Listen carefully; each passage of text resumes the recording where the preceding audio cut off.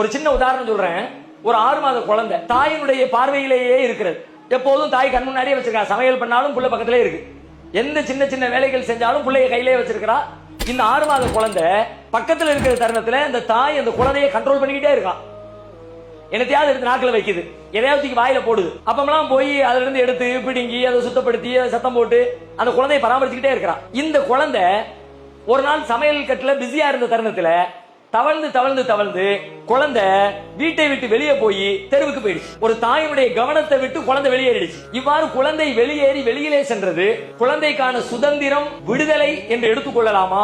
குழந்தை அறியாமல் தனக்கான ஆபத்தை தேடிக்கொள்கிறது என்று எடுத்துக்கொள்ளலாமா? அதுக்கு தெரியாது. வெளியே போனா என்ன வேணாலும் நடக்கலாம். வாசலுக்கு போனோம்னா வாசல் படிக்கு பக்கத்தில் இருக்கிற சாக்கடையில் கூட விழுந்துடலாம். தன்னை தானே காப்பாற்றிக் கொள்ளக்கூடிய ஆற்றலோ அறிவோ அந்த குழந்தைக்கு இல்லை. அந்த நிலைக்கு வருகிற வரைக்கும் தாயின் அரவணைப்பு, தாயின் பார்வை, தாயின் தொடர்பு குழந்தைக்கு ரொம்ப அவசியமானது. ஆனா ஒரு குழந்தை தாயின் வரும்பொழுது ஒரு 4-5 வருஷத்துக்கு பிறகு ஒரு புள்ள தனிச்சு நின்ற முடியும். அது போலதான் உலகத்தில் படைக்கப்பட்டிருக்கிற மனிதர்கள் எல்லா காலங்களிலும் அல்லாஹ்வுடைய பார்வையில, அல்லாஹ்வுடைய கண்காணிப்புல, அல்லாஹ்வுடைய தொடர்போட நாம இருக்கிற வரைக்கும் நாம அல்லாஹ்வுடைய பாதுகாப்பில் இருப்போம். ஒரு தாயின் பாதுகாப்பிலே இருப்பதுதான் குழந்தை. அந்த குழந்தைக்கு அது கேடு இல்ல, துன்பம் இல்ல, சுதந்திரத்தை பறிக்கல. அங்கிருந்து வெளியில போச்சுன்னா குழந்தைக்கு டேமேஜ் மாட்டிக்கும், எவனா தூக்கிட்டு போயிருவான். அப்ப அதுக்கு பாதுகாப்பு அம்மாவுடைய அரவணைப்புல இருக்கிறது. அதுபோல நாம அல்லாஹ்வுடைய வழிபாட்டுல தினம் தினம் ஒவ்வொரு குறிப்பிட்ட இடைவெளியையும் அல்லாஹ்வை சந்திக்கிறது, அல்லாஹ்வோட பேசுறது, அல்லாஹ்வோட உரையாடுறது என்கிற தொடர்போடு நாம் இருக்கிற வரைக்கும் அல்லாஹ் நம்ம கண்காணிச்சுக்கிட்டே இருப்பான், பாதுகாத்துக்கிட்டே இருப்பான். நமக்கு ஏற்படக்கூடிய சூழல்களை எல்லாம் செக்யூர் பண்ணி நம்மை நல்ல முறையில் வழிநடத்துகிற பொறுப்பை அல்லாஹ் ஏற்றுக்கொள்கிறான்.